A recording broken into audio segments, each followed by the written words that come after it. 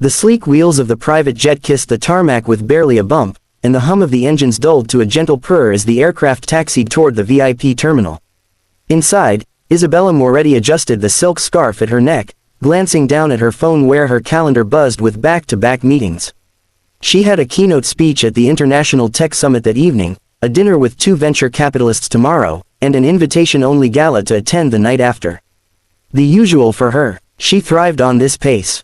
Her assistant had been talking about something, numbers, contracts, new app downloads, but Isabella's mind had already wandered to the thought of a strong coffee before the chaos began. She had been awake since 4 a.m., finalizing a deal with a Singapore client. Caffeine wasn't a want, it was survival. When she stepped out of the VIP corridor and into the polished marble expanse of the terminal, the familiar rhythm of her life seemed unshakable. Her designer stilettos clicked against the gleaming floor, each step perfectly measured, her posture a study in control. She was Moretti Enterprises, an empire in heels. The airport, the people, the noise, none of it could pierce her armor. And then she heard it. A sound so ordinary it should have blended into the background, a laugh. High, pure, bubbling with a joy she hadn't felt in years. But to her, it wasn't just any laugh. It was the laugh, the same one she had once rocked to sleep, the same one that had followed her through sunlit kitchens and bedtime stories, the same one she had tried to forget because remembering hurt too much. Her heels slowed. The laughter came again, clearer this time, and the air seemed to thicken around her. Slowly, painfully, she turned her head. 20 feet away, at the baggage carousel, stood a man she had sworn never to see again. Ethan Carter. Even after all this time, he looked almost the same, broad-shouldered, calm, his presence commanding without trying. He wore a navy jacket over a white shirt, casual but still somehow neat in that effortless way that used to drive her crazy. His hair had a touch more silver now, his face a little sharper at the edges, but his eyes, those steady, ocean-gray eyes, were exactly as she remembered. But it wasn't him that made her breath catch in her throat. It was the 2 girls standing beside him. They couldn't have been more than 8, maybe 9. Both had deep brown curls that tumbled to their shoulders and identical pink backpacks slung carelessly over them. They were chatting with each other, pointing at the suitcases rolling past. One of them tugged at Ethan's sleeve to show him something, a stuffed rabbit poking out of her bag, and when she smiled, Isabella's world tilted.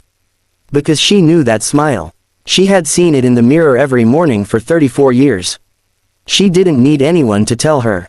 She didn't need DNA tests or explanations. The truth slammed into her chest with the force of a freight train. They were hers, her twin daughters. Her grip on her tote loosened, the buttery leather sliding against her palm. For a moment, she thought she might drop it entirely. She stood frozen, every muscle locked, her heart pounding in her ears.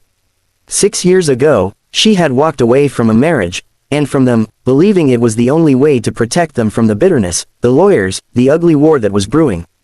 She had convinced herself they were better off without her, that Ethan could give them stability while she rebuilt herself from the ground up. But now, seeing them in the flesh, seeing how tall they'd grown, how much of her was etched into their faces, it ripped open wounds she thought had long scarred over. Ethan turned his head slightly, as if sensing her stare. Their eyes locked across the terminal. For the briefest second, there was nothing else, no noise, no people, no polished marble under their feet. Just him, just her, and the 2 children who connected them forever. His expression shifted, the faintest flicker of surprise quickly masked by something unreadable. It was that same careful look he had worn the day their marriage ended, guarded, controlled, giving nothing away. Isabella's throat tightened. She wanted to move, to speak, to do something, but her body refused. 6 years of distance collapsed into this single, unbearable moment. She had faced boardrooms full of hostile investors. She had negotiated deals worth billions. She had built an empire from ashes.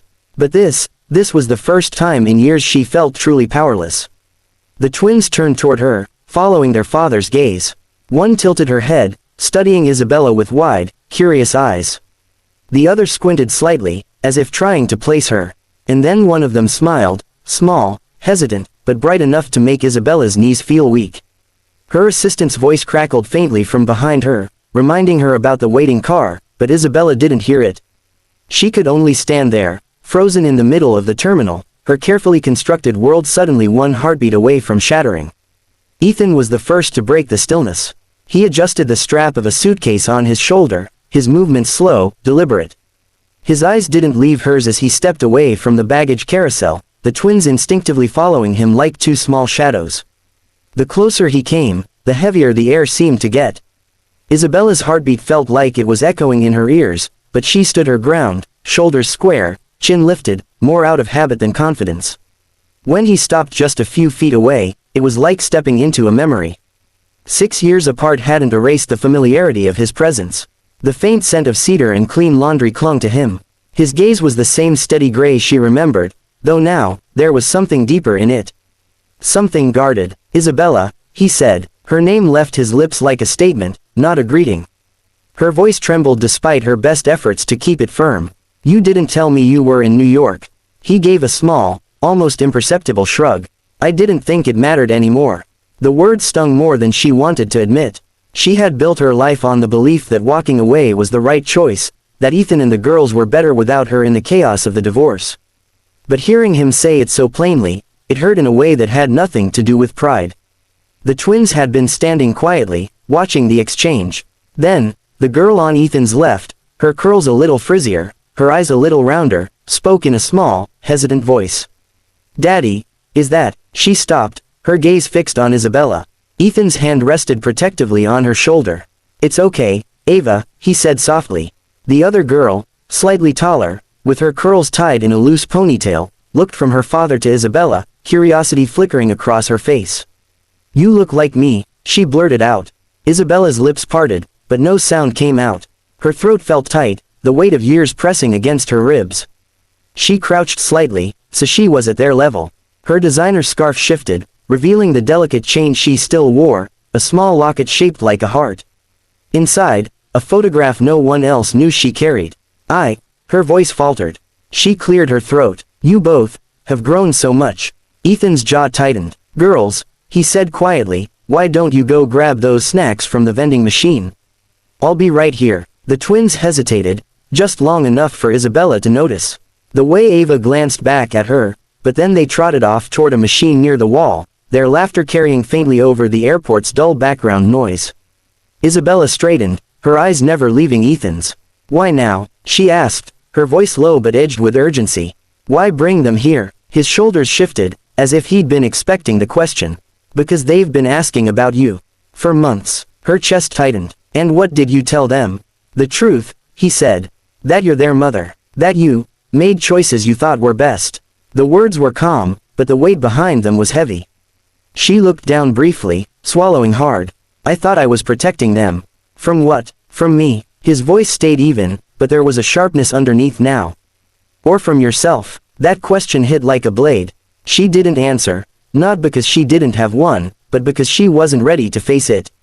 The girls came skipping back, each holding a small pack of cookies. They stopped between their parents, glancing from one to the other like they could sense the invisible current in the air. Ethan shifted the suitcase strap again. "We should get going. We've got a hotel to check into." The taller girl tugged on his sleeve. "Can she come with us?" For the first time in years, Isabella felt her control slipping. Her lips curved into something between a smile and a plea. Ethan hesitated, his eyes holding hers. In that moment, she saw the man she used to love, and the man who had every reason not to trust her. The boarding call for an international flight echoed through the terminal.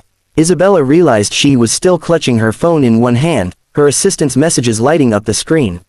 For years, she had been able to walk away from anything without looking back. But as she looked at those two little faces, their faces, she knew this wasn't going to be one of those times. They ended up at a quiet airport cafe, the twins sipping hot chocolate while pretending not to eavesdrop. Isabella's hands curled around a cappuccino she barely touched. "Why now, Ethan?" she asked. "Why bring them here?" His jaw tightened. "Because they've been asking about you for months. Because they deserve answers." Her heart clenched. She had walked away all those years ago, believing she was protecting them from a messy custody battle. She never expected the silence to last this long. One of the girls, Ava, she thought, or maybe Arya, climbed onto the seat beside her and slid a small, folded paper across the table. It was a drawing, a family of 4, all holding hands. Isabella's vision blurred. Her empire, her success, the headlines, all of it suddenly felt small. And as the boarding call for her flight echoed through the terminal, she realized she wasn't ready to walk away this time. The hours after that airport meeting blurred into a haze of questions, half-finished conversations, and long, searching glances. Isabella didn't remember agreeing to it, but somehow she found herself sitting at a small table in the corner of a quiet airport cafe with Ethan and the twins. The girls, Ava and Arya, she learned, chattered between bites of cookies and sips of hot chocolate, occasionally sneaking curious looks at her. Their voices were bright, innocent, untouched by the years of silence between their parents. Ethan was measured in his words, steering the conversation toward safe topics, their school, their hobbies, the trip they were taking. But beneath it all, Isabella could feel the undercurrent, years of unspoken truths pressing between them like a tide waiting to break. She found herself watching the twins more than speaking. Every expression, every tiny mannerism, every spark of energy, they were part of her and yet strangers. Entirely. It was a strange kind of ache, sharp and beautiful all at once. When the twins excused themselves to look at the candy counter, Isabella and Ethan were left alone again. "I don't know what you expect to happen now," Ethan said quietly. "I don't either," she admitted, her voice barely above a whisper. "But I know I can't just walk away again." He studied her for a long moment, his eyes searching her face. "If you want to be in their lives, you're going to have to prove you mean it this time." She nodded. "I will." It wasn't a promise she made lightly. For years, she had poured herself into building an empire, telling herself she was doing it for them. But in truth, she had been running, from pain, from guilt, from the messy vulnerability of love. Now, staring into the faces of the two little girls who had unknowingly carried pieces of her heart all these years, she understood something simple but unshakable: no amount of power or wealth could fill the space they had left behind. When they finally parted ways that evening, it wasn't with closure, it was with possibility. Ethan gave her a guarded nod, the twins gave her quick hugs that were shy but warm, and Isabella walked away with a feeling she hadn't allowed herself in years. Hope, not the blind kind that believed everything would be perfect, but the steady, determined kind that knew rebuilding would take time, patience, and trust. For the first time in 6 years, Isabella Moretti wasn't thinking about stock prices, keynote speeches, or quarterly reports. She was thinking about Ava and Arya, and how she'd be there for their next laugh, their next drawing, their next moment of wonder. And she knew, no matter how long it took, she wasn't going to miss it.